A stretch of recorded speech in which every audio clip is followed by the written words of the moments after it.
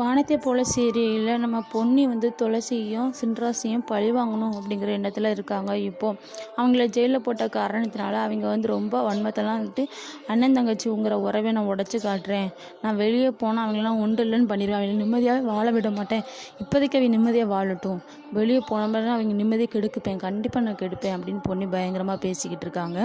இன்னொரு பக்கம்னா துளசியும் சின்ராசும் சேர்ந்து பொன்னியை வெளியே எடுக்கலாம் அப்படிங்கிறதுக்கு முயற்சி பண்ணுறாங்க. அதுவும் முக்கியமாக துளசி முயற்சி பண்ணுறா. சின்ராஸ் அவள் உள்ளே இருக்கிறது தான் நல்லது, அவள் கொலை பண்ணியிருக்க, இதெல்லாம் தெரிஞ்சால் கூட கொஞ்சம் அவளுக்கு பிரச்சனை நிறையாவே வரும், அவள் உள்ளே இருக்கிறது தான் நல்லது அப்படின்னு துளசிட்ட சொல்கிறாங்க. ஆனால் துளசி இல்லை, அவள் உள்ளே இருந்தால் கூட கொஞ்சம் வன்மத்தில் நம்மளை பழி வாங்கணும், நம்ம ரெண்டுத்தையும் பிரிக்கணும், கூட கொஞ்சம் அவளுக்கு கோவம் ஊறனே, இப்போமே அவளை வெளியே எடுக்கிறது நல்லதுன்னு எனக்கு தோணும், வேல் மூலமாக அவளை வெளியே எடுத்துருவோம் அப்படின்னு நம்ம துளசி சொல்லிகிட்டு இருக்காங்க.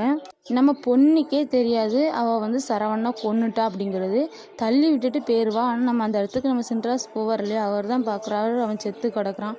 அதனால தான் நம்ம சின்ராஸ் என்ன நினைக்கிறாருன்னா, உள்ளே இருக்கிறது நல்லது, இந்த கேஸ் மூலமாக உள்ளே இருக்கிறது நல்லது, இந்த கேஸ் மூலம் இன்னொரு கேஸில் விழ மாட்டா அப்படிங்கிற காரணத்துக்காண்டி அவளை காப்பாற்றணுங்கிறக்காண்டி தான் அவர் சின்ராஸ் இந்த மாதிரி பண்ணிட்டு இருக்காங்க. பொன்னி புரிஞ்சிக்காமல் அவங்க ரெண்டத்தையும் துளசியையும் சின்ராசையும் பிரிக்கணும், அண்ணன் தங்கச்சிங்கிற உறவை உடைக்கணும் அப்படின்னு சொல்லிட்டு பயங்கரமாக கோவத்தில் வன்மத்தில் இருக்கிறாங்க. என்ன நடக்க போகுதுன்னே தெரியல.